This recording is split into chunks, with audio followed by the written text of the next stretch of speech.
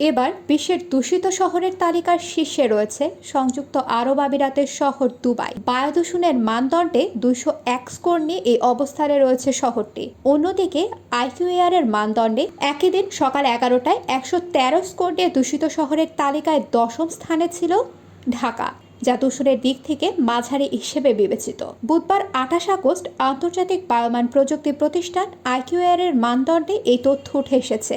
এ সময় ঢাকার বাতাসে দূষণ মাত্রা মাঝারি অবস্থায় থাকতে দেখা গেছে।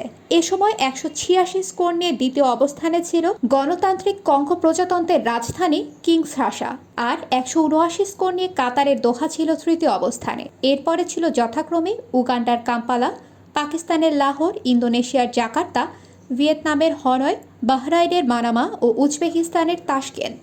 উল্লেখ্য, একিউআর স্কোর 0 থেকে 50 পর্যন্ত স্বাস্থ্যকর, 51 থেকে 100 পর্যন্ত মাঝারি হিসেবে বিবেচিত হয়। অন্যদিকে সংবেদনশীল গোষ্ঠীর জন্য অস্বাস্থ্যকর হিসেবে বিবেচিত হয় 101 থেকে 150 স্কোর, আর 151 থেকে 200 হলে তাকে অস্বাস্থ্যকর বায়ু বলে বিবেচনা করা হয়। অন্যদিকে 201 থেকে 300 এর মধ্যে থাকা একিউআই স্কোরকে খুবই অস্বাস্থ্যকর বলা হয়। এছাড়া বায়ু দূষণের এই স্কোর 301 থেকে 400 এর মধ্যে থাকলে তা ঝুঁকিপূর্ণ বলে বিবেচিত হয়। এই মাত্রার দূষণ শহরের বাসিন্দাদের জন্য গুরুতর স্বাস্থ্য ঝুঁকি তৈরি করে।